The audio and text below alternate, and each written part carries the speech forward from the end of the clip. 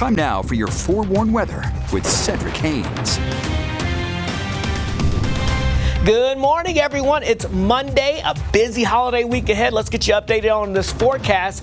We've been dealing with this pesky fog since last week, if you remember. We were tracking the dense fog, but now we're watching out because temperatures are flirting with the freezing mark along with some of this patchy dense fog. This is from Ogden here. Thanks to Stephanie for sharing these images with us, showing us that widespread fog. Looks very eerie out there.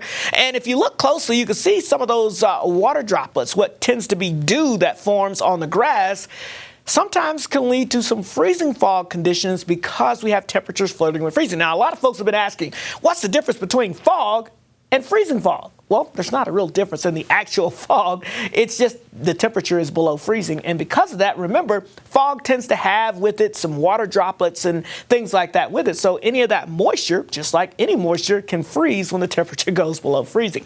So what creates the fog? Well, when the temperature is dropping, the dew point is rising. And that's how we know the air is saturated. When it gets within a couple of degrees, that means the air is pretty saturated and you can create some of those water droplets and moisture. And when temperatures are at or slightly below freezing, it can freeze to some surfaces there, and that could create some icy spots, at least in an isolated nature, particularly on bridges and overpasses. So that's what we want you to watch out for as you go throughout the next couple of hours here, because again, I don't expect widespread icy roads, but there could be a slick spot or two, especially up towards the Bear River range and as you get into some of those valley areas there. So again, just use some caution out there. It will create a beautiful start to the day. You'll probably notice getting some pictures of some of those frosty conditions on some of your yards and those fallen leaves.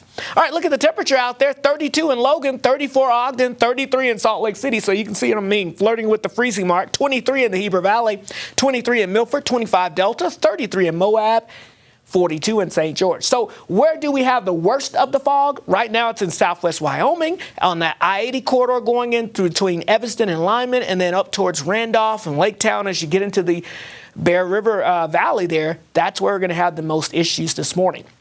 All right, here's a look at the forecast for the Wasatch Front. Now, I've got to say, 52 degrees this afternoon. That's if this fog lifts and the inversion breaks by lunchtime. If it holds strong, it is a possibility we'll likely hover in the 40s. But right now I'm an optimist, so let's go with low 50s. Low 60s for us in southwest Utah. Lots of sunshine there. Very seasonable conditions, right where we should be for this time of the year. Let's talk about your travel weather over the next couple of days. Once we burn off this fog, that cold front moves through as we get into your Monday evening and Monday night, but it comes through mainly dry. A few clouds, maybe a mountain sprinkle or flurry, but I don't expect much from that. Otherwise, cooler temperatures will settle in for your Tuesday, but notice traveling, no real issues around the region. And going into your Wednesday, no real issues around the region, and we'll actually start to warm things back up. So as we look at the upper level futurecast, here's that cool down briefly for your Tuesday behind that front. But here comes a ridge of high pressure quickly moving in Wednesday into Thursday, which of course is our big Thanksgiving day. Looking beautiful out there. Warming conditions, high pressure ridge. That's nice. Now, as we get towards your Friday, we're still okay, but we're watching to the north and west. A cold trough of low pressure will develop, and that will dive south. That will bring us the cold, and it could bring us some moisture. So cold and moisture, well, yeah, that means it could get a little interesting. Mild conditions give way to a storm system that drops down the west coast. We've got to watch how this plays out. There are still a couple of different solutions.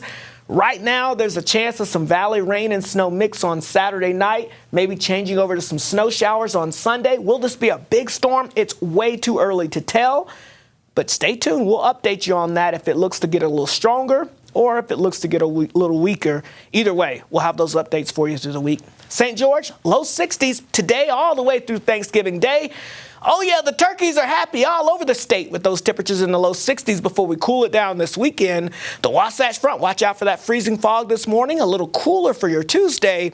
Right now, Thanksgiving Day looking good, and we'll keep you updated on that weekend forecast. All right, let's get a check on the roads out there this morning because, as we mentioned, fog, fog, fog. Look at the headlights there. This is why we tell you, turn those high beams off. Visibility pretty rough in that fog, especially when you have those high beams on. Yeah, it can be kind of blinding out there, but either way, looks like traffic is flowing smoothly despite that. But be careful, particularly on those bridges and overpasses, especially when we have that fog, because with temperatures flirting near freezing, could have a couple of isolated slick spots, but we'll keep you updated throughout the morning. Now let's get you back over to Matt.